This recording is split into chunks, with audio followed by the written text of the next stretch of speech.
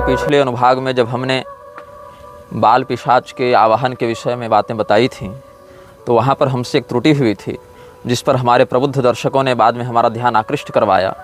वाग दोष के कारण हमने वहाँ एक मुहूर्त गणना में अशुद्धि की है।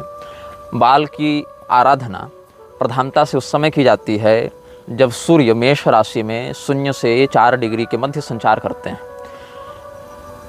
अंग्रेजी काल गणना के अनुसार अगर इसको हम परिभाषित करें, ऐसे तो वो सौर मान है, लेकिन प्रचलित भाषा में जो जनवरी फरवरी वाली बात है उसमें ये मध्य अप्रैल के आसपास समय पड़ता है, और असावधानी से हमने उसे 16, 17, 18 मार्च के आसपास बता दिया था।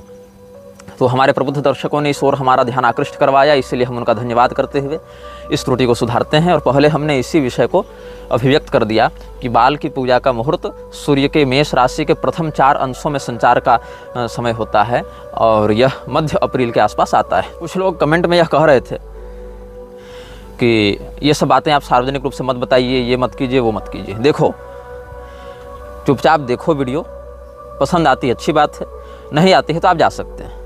हम आपके सुझावों का, आपके प्रतिक्रियाओं का सम्मान करते हैं, लेकिन ऐसे अलग अलग लोग अलग अलग बातें करेंगे तो हम एक एक व्यक्ति के पीछे पीछे चलकर उनकी डिमांड पर ये अभियान नहीं आगे बढ़ा सकते। जब हमने पश्चिमाम्नाय तंत्र का सबसे पहले नाम लिया था, इसके विषय में जिज्ञासा किसने व्यक्त की थी? तुम हमारे पुराने वीडियो जाकर देखो, कमेंट में कितने लोगों ने कहा कि पश्चिमाम्नाय तंत्र के बारे में बताइए, इसके बारे में बताइए, इसके बारे में बताइए। अब जब हम बताने लगे तो लोग कहने मत बताइए, मत बताइए, मत बताइए। तो कोई व्यक्ति आएगा, कहेगा कि देखो ऐसा है, बिना बैकग्राउंड म्यूजिक के वीडियो बनाओ, दिन में वीडियो बनाओ।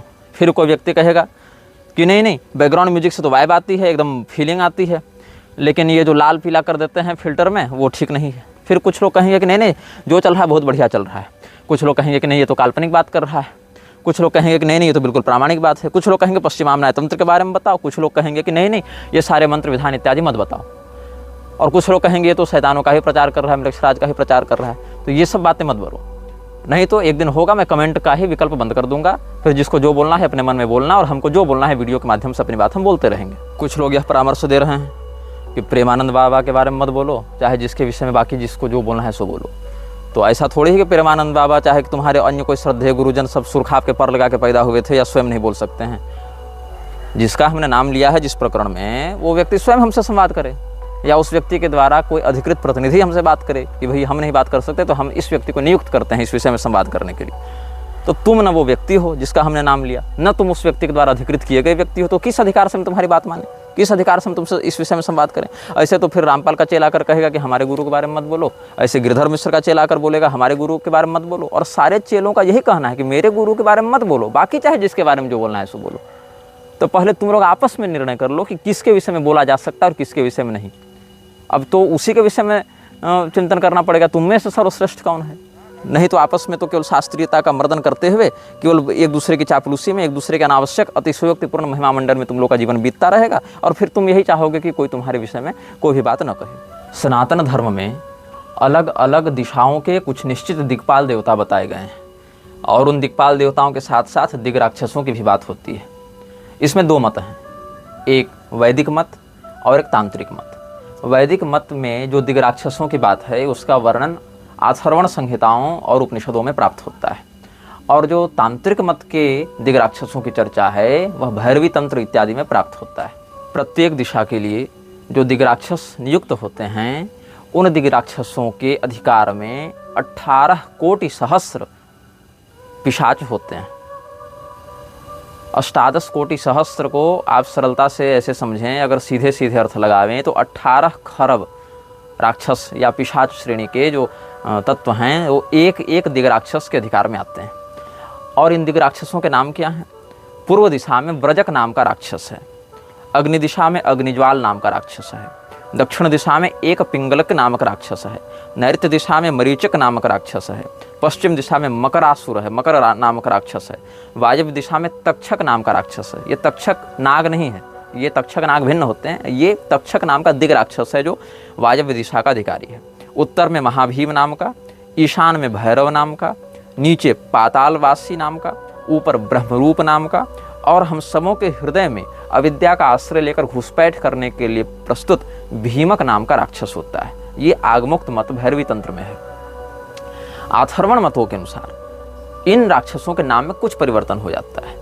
जैसे पूर्व दिशा में त्रिशूलक नाम का राक्षस, अग्नि दिशा में मारीच नाम का राक्षस, दक्षिण दिशा में एक पिंगलक, इसका नाम दोनों में समान है, दोनों मतों में। नैऋत्य दिशा में सत्यक नाम का राक्षस, पश्चिम में खल नाम का राक्षस, वायव्य दिशा में प्रलंबक नाम का राक्षस, उत्तर दिशा में अश्वालक राक्षस, ईशान दिशा में उन्मत्तक नाम का राक्षस, नीचे पाताल निवासी राक्षस, ये भी नाम दोनों परंपराओं में समान है, ऊपर आकाशवासी राक्षस, और अवांतर मतलब अंदर में भीमक नाम का राक्षस, ये भी नाम समान है। तो वैदिक और तांत्रिक दोनों परंपराओं में कुछ दिग्राक्षसों की बात होती है। ये हम आपको जो निगमागम सम्मत व्यवस्था सनातन धर्म में है उसके अंतर्गत बताते हैं। लेकिन ये शक्तियाँ इतनी ही हैं ऐसा नहीं। इसके अलावा म्लेच्छ राज के अनुयायियों के यहाँ 4 प्रकार के दिक्पिशाचों की भी आराधना होती है। उन दिक्पिशाचों के विषय में भी हम आपको अवगत करा रहे हैं। हम पुनः आपको चेतावनी देते हैं कि ये सब जो बातें हम बता रहे हैं, जो लोग यह मानते हैं कि हमें इन बातों को नहीं बताना चाहिए, वो पहले सलाहकार हर बात में बनना बंद करें। अगर हम कुछ बता रहे हैं तो आपसे अधिक विशेषज्ञता है हमारी उस विषय में, और उसके परिणामों को आपसे बेहतर हम समझ रहे हैं, तभी कुछ बोल रहे हैं या कुछ छिपा रहे हैं। तो इसीलिए अगर आपको वो बातें अच्छी नहीं लग रही हैं या आपको यह आशंका है कि उससे बहुत से लोग नकारात्मक शक्तियों पर आकर्षित होंगे, तो जान लीजिए कि जिन लोगों के पास इतना सामर्थ्य होता है कि वो ऐसी शक्तियों को बुला सकें और आकर्षित हो सकें, वो हमारे वीडियो पर आश्रित नहीं है इन बातों के लिए कि हमारा वीडियो देखेगा तब उसको जानकारी होगी, तब वो बुलाएगा और म्लेच्छराज का अनुयायी बन जाएगा। और जिन लोगों की क्षमता यह नहीं है कि अपने वार्ड का पार्षद एक फ़ोन पर अपने पास बुला लें, वो व्यक्ति हमारे वीडियो को देख भी लेंगे तो इन पैशाचिक शक्तियों को न बुला सकते हैं न कनेक्ट कर सकते हैं। ऐसे लोग पहले से अपने जीवन में इतनी नकारात्मकता और तमोगुण से भरे हुए हैं कि इन मंत्रों की आवश्यकता नहीं है उन लोगों को, या इन विधानों की आवश्यकता नहीं है उन लोगों को कि वो किसी प्रकार का तामसिक प्रयोग कर सकें और किसी प्रकार से अपने मन को इस प्रकार के तामसिक या पैशाचिक शक्तियों से जोड़ सकें। तो इसीलिए जो भी व्यक्ति इस वीडियो को देखे केवल इस बात के लिए देखे ताकि वो शत्रु की कार्य प्रणाली को समझे, वो समझे कि शत्रु कार्य कैसे करता है, वो समझे कि उसके मत में किन बातों के माध्यम से पावर को डिराइव किया जाता है, सोर्स ऑफ पावर क्या है उनके पास। तो हम आपको बता रहे थे दिग्राक्षसों के विषय में। म्लेच्छराज के मत में कौरसन नामक एक पिशाच की पूजा होती है। ये भी एक पिशाच नायक है और कौरसन के अंतर्गत 72 पिशाच वाहिनियाँ काम करती हैं।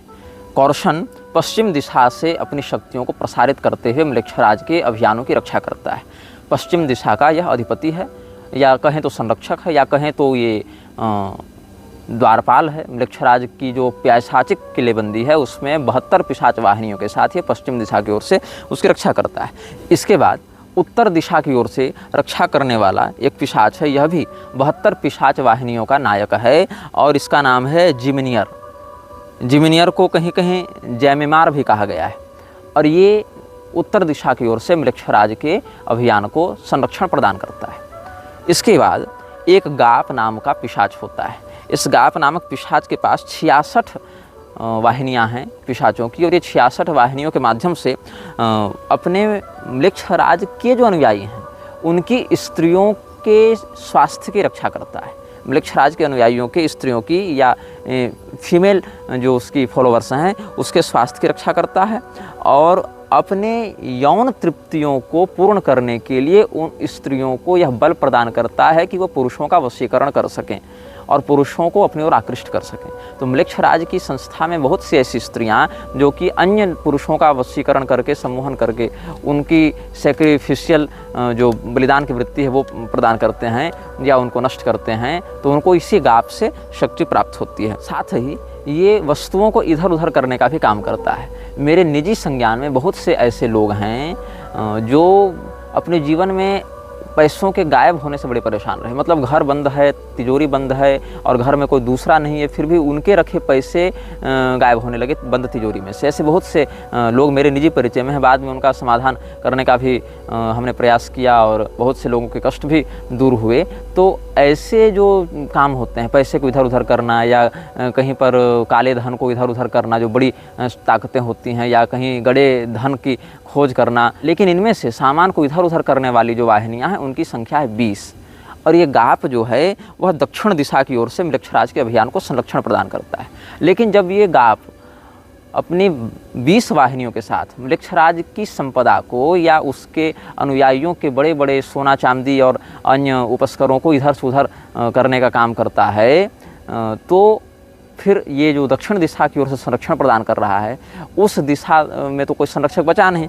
तब वहाँ पर एमेमन नाम का जो पिशाच है वह दक्षिण दिशा का भी अधिकार अतिरिक्त में अपने ऊपर उठा लेता है। ऐसे एमेमन के ऊपर पूर्व दिशा की ओर से संरक्षण की जिम्मेदारी है, लेकिन ये दक्षिण दिशा का भी अतिरिक्त प्रभार तब उठाता है जब गाप नाम का पिशाच नायक अपने कुरियर सेवाओं में लगा हुआ होता है। तो म्लेच्छराज का जो एमेमन नामक अनुयायी है, वो जब उसको कोई बुलाता है, जब म्लेच्छराज का कोई अनुयायी उसको अपने पास बुलाता है, तो उसको बुलाने के लिए अपने बाएं हाथ में जो मध्यमा अंगुली है उसमें चांदी की एक अंगूठी पहनता है। इस चांदी की अंगूठी का क्या काम है? जब ये एमेमन आता है तो इसकी सांसों में इतना पैशाचिक विष भरा हुआ है कि इसको बुलाने वाला व्यक्ति वो बेहोश हो जाता है और यदि कुछ और लंबे समय तक रहे तो मर भी सकता है। इसीलिए अपने मस्तक पर एक अभिमंत्रित टोपी पहनकर उस पिशाच को बुलाकर फिर उस टोपी को उतारकर अपने चेहरे के सामने रखकर अपने माथे को झुकाता है दाएं हाथ से, और बाएं हाथ से ये जो मिडिल फिंगर दिखाने की जो बात है, ये भी एक पैशाचिक मुद्रा है। तो मिडिल फिंगर को, बाएं हाथ की मिडिल फिंगर को उसमें चांदी की अंगूठी रखकर उसके सामने ऐसे रखता है। इससे क्या होता है, उसका जो विष है वो इस साधक को प्रभावित नहीं करता है। और जो व्यक्ति ऐसा नहीं कर पाता, जो व्यक्ति उसके ठीक आते इस मुद्रा से उसका अभिवादन और अपना संरक्षण नहीं कर पाता, अमूमन ऐसे व्यक्ति को एमेमन के ही द्वारा मार दिया जाता है या उसके साथ ऐसे धोखाधड़ी का व्यवहार किया जाता है कि फिर उसकी मानसिक स्थिति खराब हो जाती है। तो दक्षिण दिशा की अतिरिक्त प्रभार के साथ पूर्व दिशा का आधिपत्य एमेमन के पास है। जो दक्षिण दिशा का नैसर्गिक आधिपत्य रखता है वह गाप है। जो जिमिनर है वह उत्तर दिशा का अधिकारी है, और इसके अतिरिक्त पश्चिम दिशा की ओर से कोरसन नामक पिशाच नायक म्लेच्छराज के अभियान को संरक्षण प्रदान करता है। म्लेच्छराज के अनुयायी अपने जीवन में भविष्य की योजनाओं को ठीक से तैयार कर सकें, इसके लिए भविष्य की घटनाओं का अनुमान लगाने के लिए या भविष्य की घटनाओं के विषय में अनुभव प्राप्त करने के लिए जिस पिशाच की शक्तियों का आश्रय लेते हैं, उस पिशाच नायक का नाम है परसोन। और ये परसोन पश्चिम दिशा का अधिपति करसोन से अलग है। जिस करसोन के बारे में हमने बताया दिग पिशाच के बारे में, उससे यह भिन्न है। तो यह जो परसोन है उसके अधिकार में 22 पिशाच वाहिनियाँ होती हैं, और ये गुप्त रहस्यों का वेत्ता होता है। ये अपने आराधक को अपने शत्रुओं के छिपे हुए रहस्य बताता है। साथ ही ये भूत, भविष्य और वर्तमान से जुड़ी बातें भी बताता है, और गड़े खजाने इत्यादि भी प्रदान करता है। जब ये व्यक्ति परसोन का आवाहन करता है तो परसोन किसी और मीडियम में प्रवेश करके इसकी बातों का उत्तर देता है। मतलब वहाँ पर दो लोग होते हैं। तो जो बुलाने वाला है वो आवाहन करता है और उसका साथी इस पिशाच से संपर्क करने का माध्यम बनता है। जैसा कि आपको भारत में भी बहुत से सात्विक साधक मिल जाएंगे जो नख दर्पण के माध्यम से, चिमनी दर्पण के माध्यम से या कज्जल दर्पण के माध्यम से भी एक मीडियम का आश्रय लेकर हनुमान जी के विभाग में, काली मैया के विभाग में या भैरव बाबा के विभाग में आने वाली क्षुद्र शक्तियों को बुलाकर उनसे इस प्रकार की बातों की जांच पड़ताल करते हैं। ऐसे बहुत से साधक आपको भारत में मिल जाएंगे। तो ये म्लेच्छराज के अनुयायी परसोन नामक पिशाच को बुलाते हैं, और ऐसे तो इसका जो स्वरूप है उसमें इसका मुख सिंह के समान है। ये अपने हाथ में एक वाइपर को, एक सर्प को पकड़ कर रखता है, और ये एक भालू पर सवारी करता है। और जब ये चलता है तो इसके साथ जो इसके पिशाच वाहिनियाँ हैं, जिसमें 22 पिशाच वाहिनियाँ हैं, प्रत्येक वाहिनी में 3000 से 6000 तक पिशाच होते हैं। तो ये जो वाहिनियाँ हैं ये इसके आगे पीछे शहनाई बजाती हुई चलती हैं, इसका स्वागत करती हुई चलती हैं।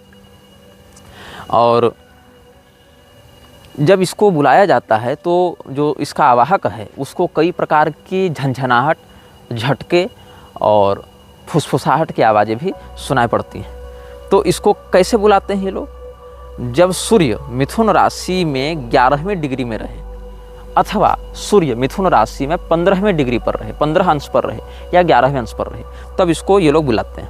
अथवा कन्या राशि में 16 डिग्री या 25वीं डिग्री में रहे, तब इसको बुलाते हैं। मतलब सूर्य जब बुध की राशि में रहे, बुध की राशि है कन्या और मिथुन, तो सूर्य जब बुध की राशि में रहे, मिथुन राशि के 11वें डिग्री में या 15वें डिग्री में, 11 से 15 नहीं, 11वें या 15वें में, और कन्या राशि की 16वें या 25वें डिग्री में रहे, तब इसका साधक इसको बुलाने के लिए पहले स्नान करता है, अपने शरीर को बढ़िया से स्वच्छ करता है, और जो इसका आवाहन करने का जो साधना स्थल है उसको बढ़िया से साफ सुथरा करता है।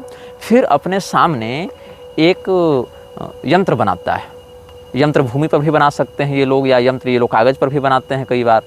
तो यंत्र बनाते हैं अपने सामने, और इसका यंत्र कैसा दिखता है वह भी हम आपको स्क्रीन पर बता देंगे। और काले रंग के या पीले रंग के मोमबत्ती का प्रयोग किया जाता है, क्योंकि ये भालू पर सवारी करता है और भालू काले रंग का होता है, इसका मुख सिंह का है, और ये पीले रंग का सिंह का मुख होता है, पीताभ आभा होती है उसकी पीले रंग की। तो इसीलिए पीले या काले रंग के मोमबत्ती का आश्रय लेकर जलाया जाता है।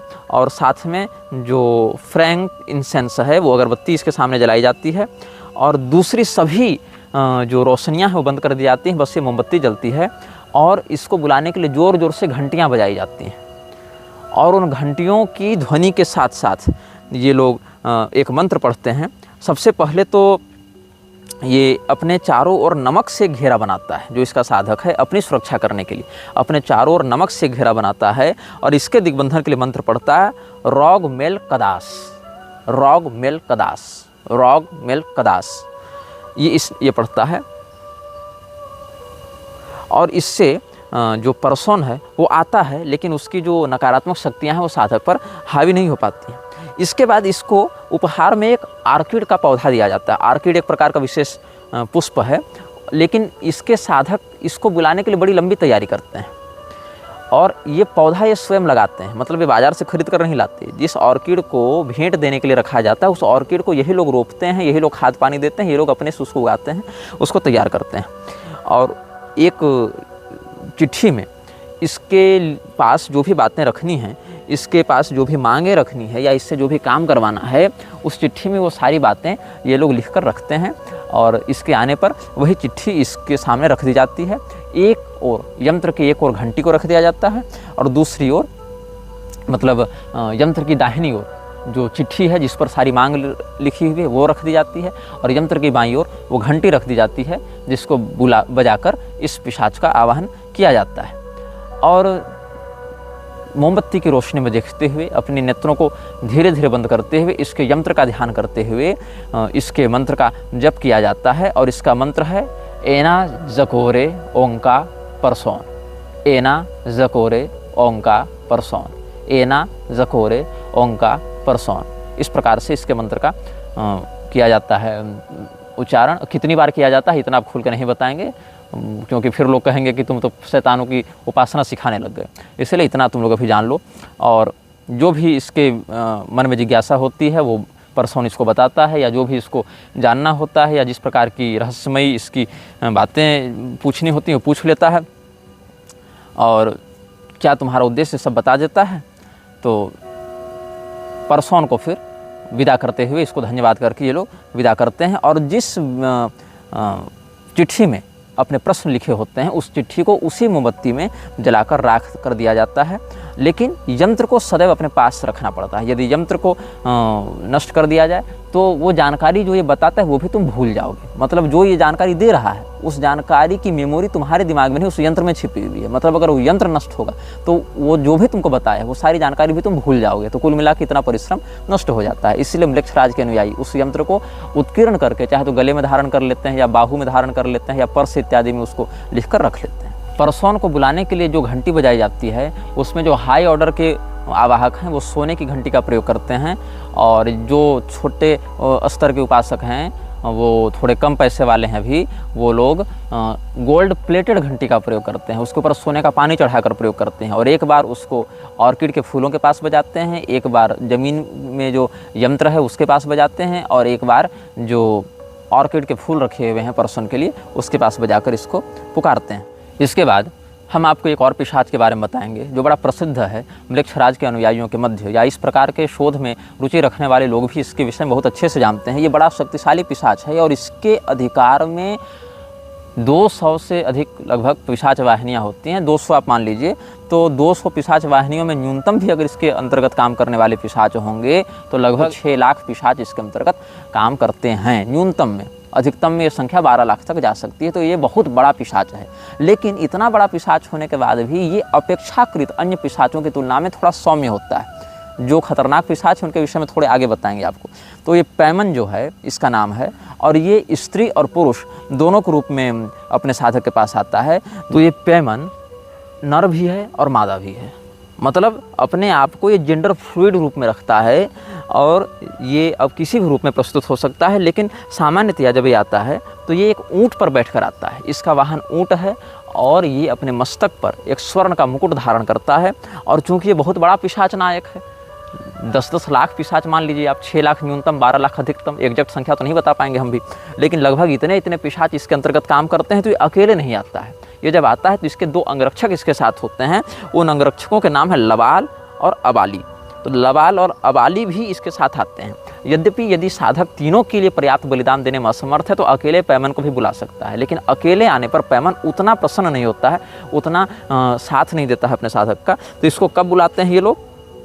जब साल का सबसे बड़ा दिन हो। अच्छा, इसकी साधना दिन में होती है। ये जो पैमन है उसको ये लोग दिन में बुलाते हैं, दोपहर में बुलाते हैं। कब बुलाते हैं? जिस दिन तुम लोग इंटरनेशनल योगा डे मनाते हो उसी दिन पैमन को उपासक इसको भी बुला रहे होते हैं, मलक्षराज के किसी गुप्त सेफ हाउस या बंकर में। तो ये 11 जून से लेकर 21 जून, मान लो ऐसे कि सूर्य जब वृष राशि के अंतिम 5 अंशों में हों अथवा मिथुन राशि के प्रारंभिक 5 अंशों में हों, इस मध्य किसी भी रविवार को इसको बुलाया जाता है। अथवा सबसे बढ़िया है 21 जून को इसको बुलाया जाता है, जब पृथ्वी का सबसे बड़ा दिन होता है। और अगर इस समय न कर पाओ तो जब मेष राशि में सूर्य 15 से 20 डिग्री के मध्य हों, लगभग 30 अप्रैल से 4 मई के बीच में इसको बुलाने का भी समय होता है। और इसको बुलाने के लिए पश्चिम दिशा की ओर मुख करके इसको बुलाते हैं। और अगर पश्चिम दिशा की ओर अनुकूलता न हो तो नॉर्थ वेस्ट की ओर मुँह करके, मतलब वायव्य कोण की ओर मुँह करके इसके आराधक इसको बुलाते हैं। और जब ये पश्चिम दिशा की ओर आता है तो 200 पिशाच वाहिनियाँ इसके अधिकार में होती हैं। इसके साथ 2 अंगरक्षक चलते हैं, ये भी उपनायक हैं इसकी वाहिनी में। एक का नाम है लबाल और एक का नाम है अबाली। और इन लबाल और अबाली में भी कोई छोटी मोटी बातें नहीं हैं, ये भी मतलब 25-25 वाहिनियों के नायक होते हैं। मतलब इससे लगभग 10 गुनी कम क्षमता रखते हैं, लेकिन अन्य पिशाचों की तुलना में ये भी एक अच्छे स्थिति में हैं।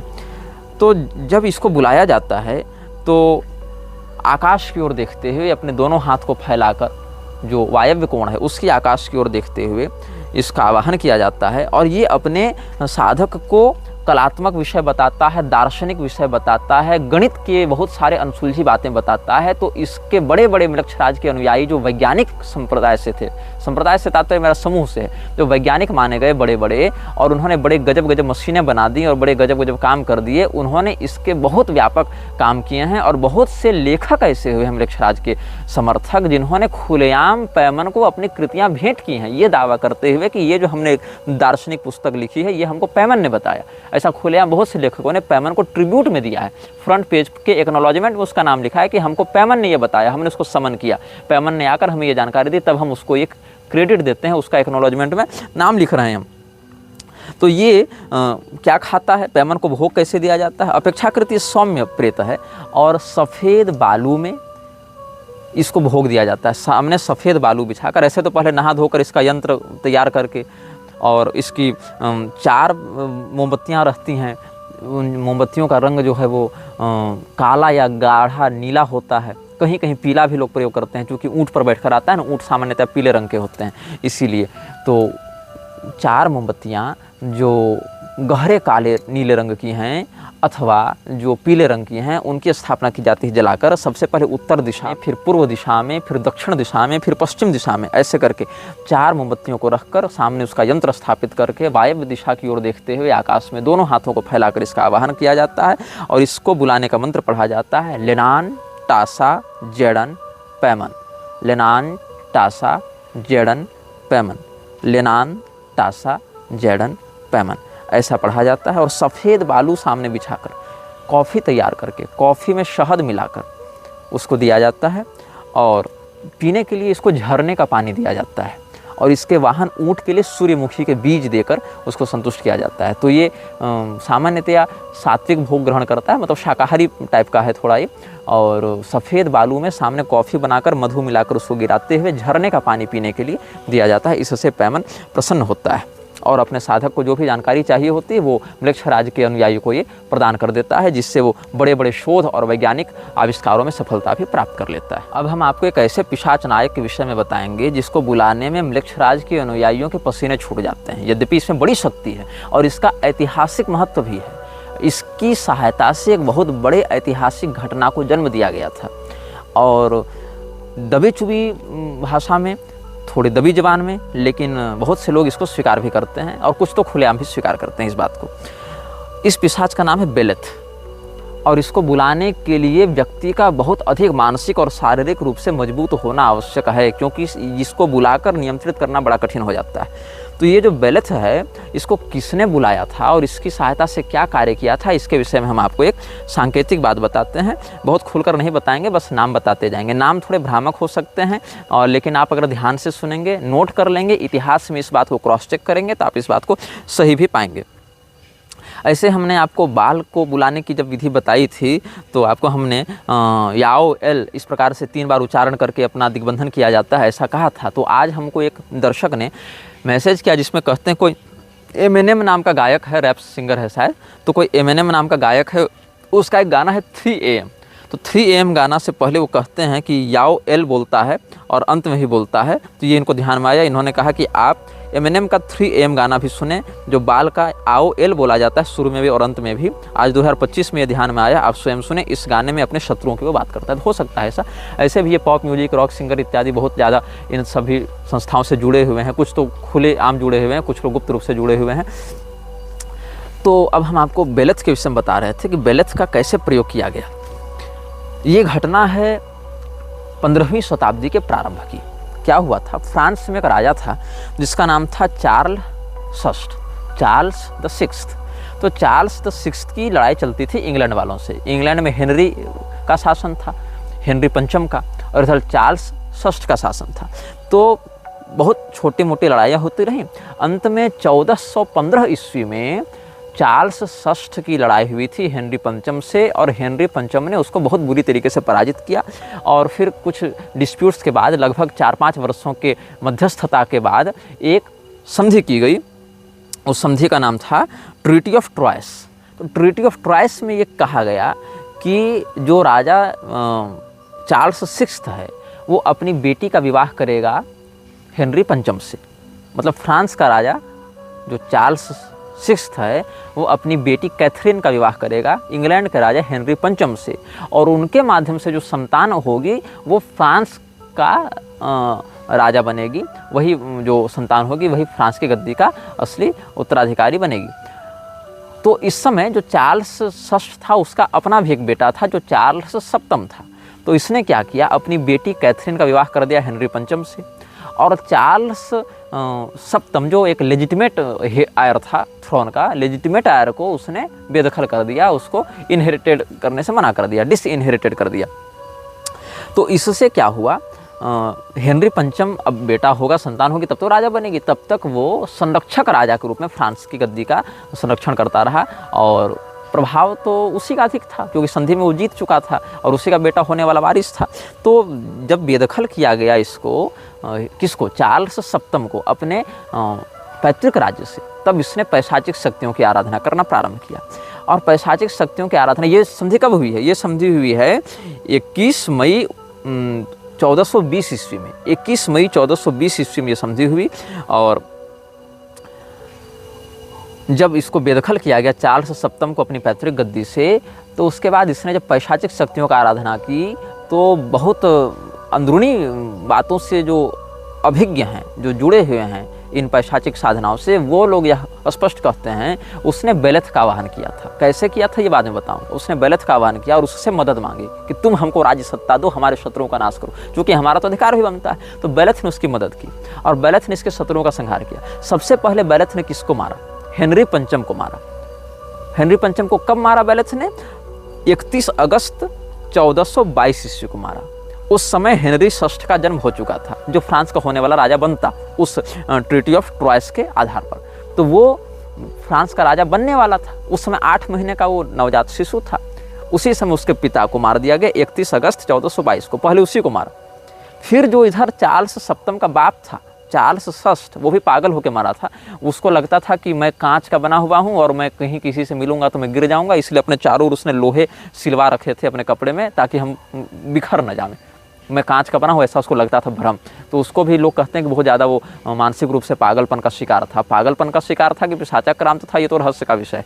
लेकिन हेनरी पंचम जो इंग्लैंड का राजा था, अगर सोचो फ्रांस का राजा पहले मर जाता तो हेनरी पंचम तो दावा कर ही लेता गद्दी पर, इसलिए पहले वहीं से निपटाया, इंग्लैंड वालों को पहले मारा आभिचारिक क्रियाओं से। और वहाँ पर जब मारा गया हेनरी पंचम तो उसका 8 महीने का बेटा क्या कर लेता, वो तो इन्फेंट था एक प्रकार से। तो ये जो चार्ल्स षष्ठ है वो भी मरा। कब मरा? हेनरी पंचम मरा 31 अगस्त 1422 को और चार्ल्स षष्ठ मरा 21 अक्टूबर 1422 को, मतलब तो लगभग 2 महीने के बाद ये मर गया और ये दोनों मर गए। अब लेजिटिमेट उत्तराधिकारी कौन हो गया? चार्ल्स सप्तम हो गया। लेकिन क्या हुआ कि इंग्लैंड की जो सैन्य शक्ति थी वो बड़ी मजबूत थी, तख्ता पलट तो कहीं भी लोग चाहते हैं। तो उस समय उन लोगों ने क्या किया, यह कहा कि चूंकि ट्रीटी ऑफ ट्राइस हो चुका है इसीलिए हम चार्ल्स सप्तम को राजा नहीं बनने देंगे। यद्यपि वैध उत्तराधिकारी वो था, लेकिन चूंकि इस राजा की मृत्यु से 2 साल पहले ही एक संधि हो चुकी है इंग्लैंड वालों के साथ और इंग्लैंड वाले भी अपना दावा ठोके कि ठीक है 8 महीना का है हेनरी 6 लेकिन जिंदा तो है, राजा तो है, तो उसका ही राजाभिषेक कर दिया गया कि जब ये योग्य होगा तो अपनी गद्दी संभालेगा। इसमें उदय होता है एक लड़की का। इस लड़की की उम्र कितनी है? मात्र 12 साल। 12 साल की इस लड़की ने लोगों को कहा कि मुझे ईश्वर के संकेत मिल रहे हैं। अब वो संकेत ईश्वर के थे कि बेलेथ के थे, ये तो खैर अलग अलग मान्यताओं की बात है। वो लोग तो क्राइस्ट को या गॉड को मानते थे, क्रिश्चियन थे ना, लेकिन रहस्यवेत्ताओं का कहना है कि वो ईश्वर के संकेत नहीं थे, वो गॉड के संकेत नहीं थे या वो क्राइस्ट के संकेत नहीं थे, वो थे बेलेथ के संकेत। उस 12 साल की लड़की में यह हिम्मत भरी गई कि वो खुलेआम कर सके कि इंग्लैंड की दावेदारी को हम अस्वीकार करते हैं। जिस समय लड़कियों का पढ़ना लिखना बैन था यूरोप में, तो इस बात को ध्यान दो, ये 15वीं शताब्दी की बात है। जिस समय चर्च में लड़कियों को केवल इसीलिए जिंदा जला दिया जाता था कि वो 2 दूना 4 करना जानती थी, गणित इत्यादि पढ़ लेती थी, इसके लिए उनको जिंदा जला के विच क्राफ्ट का आरोप लगा के मार दिया जाता था। उस समय ये लड़की आती है, 12 साल की लड़की। इसका 1424 में सबसे पहला भाषण होता है जिसमें ये कहती है कि हम साक्षात्कार कर चुके हैं उस ईश्वर का और उसने मुझे कहा है कि जो चार्ल्स सप्तम है वही राजा बनेगा, लेजिटिमेट राजा वही राजा बनेगा। और उसके बाद राजा की सेना की नायिका बनकर ये युद्ध लड़ती है, इंग्लैंड की सेना को हराती है और चार्ल्स सप्तम को राजा बनवाती है। लेकिन एक जगह ये गिरफ्तार हो जाती है और 19 साल की उम्र में, मतलब ये अभियान इसका लगभग 6-7 साल चला और 19 साल की उम्र में 1431 ईस्वी में अंग्रेजों ने इसको पकड़ के जिंदा जला दिया था। और इस घटना के 24 साल के बाद उस समय का जो तात्कालिक पोप था, पोप कैलिक्सटस जो था कैलिक्सटिकस तृतीय, उसने इसको शहीद का दर्जा दिया और 1920 ईस्वी में पोप बेनेडिक्ट 15 ने इसको संत की उपाधि दे दी। चूँकि वो लोग वेटिकन वाले देते हैं, तो मदर टेरेसा को भी संत बताए घूम रहे हैं, तो इसको उन्होंने संत की उपाधि दे दी थी चर्च वालों ने। लेकिन ये सोचना कि एक राजा अपने विरोधी राजा से हार कर अपनी बेटी उसको देता है, अपनी गद्दी उसको देता है, लेकिन गद्दी पाने से पहले वो मर जाता है और वो जो संधि करने वाला पिता है जो अपने पुत्र को राज्य से बेदखल करता है वो भी ठीक 2 महीने के बाद मर जाता है। और उसके ठीक 2 साल के बाद जब जनता में विद्रोह होता है और इंग्लैंड की सैन्य शक्ति के सामने लोग नहीं टिक पाते, तब एक लड़की आती है और वो लड़की, जिस समय इंग्लैंड में या फ्रांस में लड़कियों का पढ़ना लिखना भी बैन था, उस समय वो सेना की कमांडर बनती है और अंग्रेजों को हराती है और इसको राजा बनवाती है और बाद में फिर अंग्रेज उसको जिंदा जला देते हैं। लेकिन कम से कम इतना घटनाक्रम हो जाता है। तो ये क्यों हुआ? ये बहुत ही असाधारण घटना यूरोप के इतिहास में हुई थी। आप इसको क्रॉस वेरीफाई भी कर सकते हैं। उस लड़की का नाम है जॉन ऑफ आर्क। एक फिल्म भी इस पर आई थी जिसमें बेनेडिक्ट कम्बरबैच ने, जो हीरो है, वो क्या करता है, वो जो जादूगर नहीं है, क्या नाम है उसका, वो लाल दुपट्टा उड़ गया मेरे हवा के झोंके से जो पहन के उड़ता रहता है, स्ट्रेंज, डॉक्टर स्टीफन स्ट्रेंज, वो है उसमें। और एक वो है जो कॉलिंस की पत्नी है, स्कारलेट जॉनसन, वो उसमें अभिनेता और अभिनेत्रियां हैं। ये बायोपिक टाइप का वो बनाया है लोगों ने। तो अगर आपको और अच्छे से इसको मनोरंजक रूप से देखना है तो वो सब भी आप देख सकते हैं।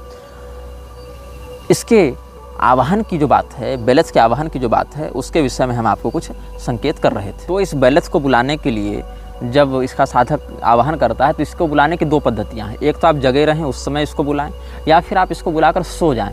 तो ये जगी हुई अवस्था में संवाद करता है और सोई हुई अवस्था में भी संवाद करता है। तो जब जगी हुई अवस्था में आता है तो एक घुड़सवार पुरुष के रूप में आता है जिसका मुख बिल्ली का है, लेकिन ये घोड़े पर बैठा हुआ है, मुख बिल्ली का है, शहनाई बजाते हुए आ रहा है और इसके मस्तक पर स्वर्ण का एक मुकुट है, ऐसा भी स्वरूप होता है। और जब सोई हुई अवस्था में साधक के पास ये सपने में आता है तो 16 साल की भूरे बालों वाली एक स्त्री के रूप में आता है, एक किशोरी के रूप में आता है और अपने आवाहक के साथ रमण करता है। उस 16 साल की स्त्री के रूप में ब्लॉन्ड हेयर्स वाली आता है और रमण करता है और फिर इससे संवाद स्थापित करता है। तो इसको कब बुलाया जाता है? जब सूर्य कर्क राशि के 1 से 10 डिग्री में रहते हैं तब इसको बुलाया जाता है। यदि उस समय साधक इसको बुलाने में असफल हो जाए या वो मुहूर्त फेल कर जावे तो फिर जब सिंह राशि में सूर्य 5 से 9 डिग्री तक रहते हैं तब इसको बुलाया जाता है। और जब मिथुन राशि में सूर्य 0 से 4 डिग्री में होते हैं तब भी इसको बुलाया जाता है। तो या तो सूर्य कर्क राशि में 1 से 10 डिग्री में रहें, या सिंह राशि में 5 से 9 डिग्री में रहें, या मिथुन राशि में 0 से 4 डिग्री में रहें, तब इसको बुलाया जाता है। इस बीच में, इन डिग्रियों के बीच में कभी भी मंगलवार पड़े तब इसको बुलाया जाता है। इसको बुलाने से पहले हैज़ल वुड की बनी एक छड़ी अपने पास रखनी पड़ती है, क्योंकि ये आसानी से कंट्रोल नहीं होता। ये आ तो जाता है लेकिन ये अपने साधक को भ्रमित करने, धमकाने, डराने का प्रयास करता है। इसीलिए इसको बुलाने से पहले अपनी सुरक्षा करके इसको वश में करने के लिए हैज़ल वुड की लकड़ी जो होती है उससे बनी हुई एक छड़ी को ये लोग हाथ में रखते हैं। इसको क्या दिया जाता है भोग में? Red wine mixed with fresh blood. एक मुर्गे की बलि देकर उसके ताज़े खून को लाल वाइन में मिलाकर इसको भोग दिया जाता है। और इसको जब भी बुलाया जाता है तो 20 साल के लिए इसके साथ एक एग्रीमेंट किया जाता है। मतलब अगर इससे किसी ने संधि की, इस पिशाच को अपने पास बुलाया तो 20 साल के लिए एक पैक्ट बनता है। उसी मुर्गे के खून से चमड़े पर वो पैक्ट लिखा जाता है कि मैं अपना संबंध तुमसे जोड़ रहा हूँ। और उस बीच में इसको समय समय पर जब भी ये तिथि आएगी, आवाहन की तिथि, तो साल में इसको भोग देना पड़ता है, नहीं तो ये अपने साधक को ही मार देता है। इसीलिए इसको बुलाना अपेक्षाकृत अधिक कठिन है। लेकिन इसको बुलाकर बड़े बड़े राज्यों को बनाया और बिगाड़ा है मृक्षराज के अनुयायियों ने। बेलथ को बुलाने के लिए पहले साधक अपने चारों ओर नमक का घेरा बनाता है, एक नमक का सर्कल बनाता है जिसके अंदर वो सुरक्षित रहे। फिर उस सर्कल के बाहर यंत्र लिखता है बेलथ का, फिर उसको बुलाता है। उसका आवाहन करने का मंत्र बाद में बताएंगे। उसको बुलाने के बाद उसको रेड वाइन में ताज़ा खून मुर्गे का ताज़ा खून मिलाकर देता है और उसको बुलाता है। उसको बुलाने का मंत्र है लिराश टासा वेफा वहल बेलथ। लिराश टासा वेफा वहल बेलथ। लिराश टासा वेफा वेल बेलथ। इस प्रकार से इसको बुलाता है। और कहने का तात्पर्य ये है कि जब वो आएगा बेलथ या आएगी, ऐसे तो सोया हुआ रहेगा साधक तभी आएगी, लेकिन जनरली वो आएगा जब तो। और बहुत से ऐसे साधक अपने अनुभव साझा भी करते रहते हैं इसके पैशाचिक अनुयायी कि ये सपने में आकर रमण इत्यादि करता है। लेकिन समस्या क्या है कि लोगों को अच्छा लगेगा, वाह कितनी सुंदर स्त्री के रूप में आकर रमण करेगा। लेकिन जितनी बार इसको बुलाया जाता है उतनी बार ये प्राण शक्ति का हरण करके लगभग 8-10 बार में तो साधक को मार ही देता है। तो इसीलिए ये नहीं कि हम यौन सुख की कामना से इसको बार बार बुलाते रहें, ऐसा नहीं है। और ये स्वप्न में भले आता है लेकिन वो बिल्कुल रियल लगता है, मतलब ये नहीं कि ड्रीम है, लगता है कि सच में ही आ गया है, ऐसा लगता है। और ये 8 से 10 बार अगर आ गया जीवन में तो फिर ये व्यक्ति की प्राण शक्ति का पूरा अवशोषण करके चला जाता है। तब जब ये आता है तो इतने डरावने रूप में आता है और एकदम झटकारते हुए आँखों के सामने आकर एकदम झांकता है कि व्यक्ति जो इसको बुलाता है वो एकदम अंदर से काँप जाएगा। इसीलिए जो इसको बुलाता है उसके हाथ में पहले से एक छड़ी होती है हैज़ल वुड की बनी हुई। और जब ये आता है तो उस सर्कल में, जहाँ ये नमक के सर्कल में खड़ा है, उसके बाहर ये एक और यंत्र बनाता है। पूर्व दिशा में उस हैज़ल वुड की लकड़ी को रखो, वहाँ से सीधे पश्चिम की ओर एक रेखा खींचो 180 डिग्री में, सीधी रेखा पूर्व से पश्चिम की ओर। वहाँ से 45 डिग्री का कोण बनाकर दक्षिण की ओर उसी रेखा को ले जाओ बिना उठाए हुए, लकड़ी बिना उठाए। और वहाँ से दक्षिण की से फिर उसी बिंदु पर 45 डिग्री में उस रेखा को जाकर 90 डिग्री हो जाएगी ना, लगता है वो जो रेखा है उसको जाकर लगा दो। तो सीधी रेखा पूर्व से पश्चिम की ओर, यहाँ से 45 डिग्री का कोण बनाओ दक्षिण की ओर और वहाँ से फिर 90 डिग्री का आश्रय लेकर जाओ पूर्व की ओर। तो ये एक राइट एंगल ट्रायंगल बन जाएगा और जिसका कोण जो 90 डिग्री वाला जो राइट एंगल है वो दक्षिण दिशा की ओर होगा। एक कोण पूर्व में 45 डिग्री का, एक कोण पश्चिम में 45 डिग्री का और एक 90 डिग्री का कोण दक्षिण में बनेगा। ऐसा यंत्र हैज़ल वुड से बनाना है और उसको कमांड करना है कि बेलथ तुम यहाँ पर आओ। और उसको बुलाने से पहले, जैसा कि एमेमन को बुलाने से पहले भी जो सिल्वर रिंग है उसको अपने बाएं हाथ की मध्यमा में धारण करके उसको झुकाकर प्रणाम किया जाता है या अभिवादन किया जाता है, वैसे इसका अभिवादन करके इसको प्रसन्न किया जाता है, इसको भोग देकर प्रसन्न किया जाता है। लेकिन जनरली कोई भी साधक के लिए 3 से 4 बार ऐसा करना पड़ता है, तब वो जाकर वो नियंत्रित होता है बेलेथ। और उसको कहा जाता है कि Beleth ruler of hell, Minister of powers, Lord of legends, I summon you in this triangle. I respectfully demand that you remain within its borders till the end of this ritual.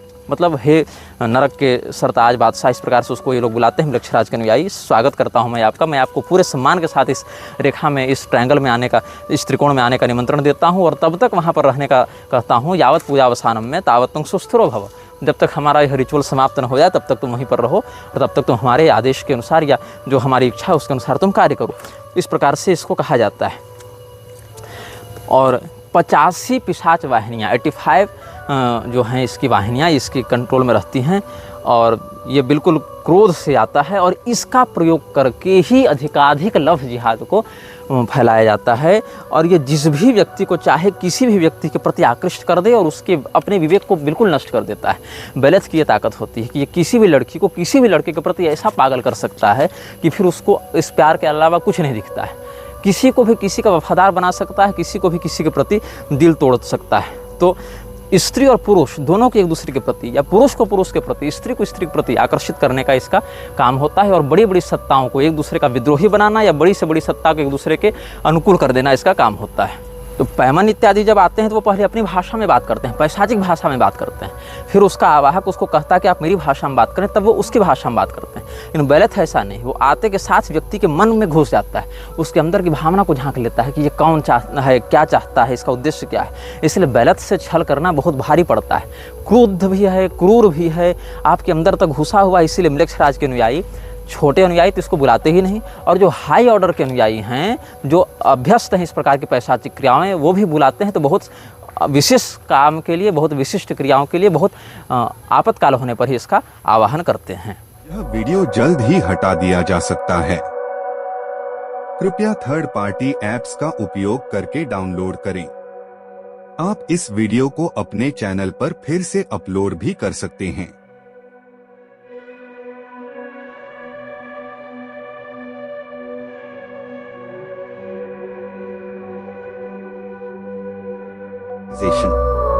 This video may get deleted soon. Please download using third-party apps. You may also re-upload this video on your channels. Thank you.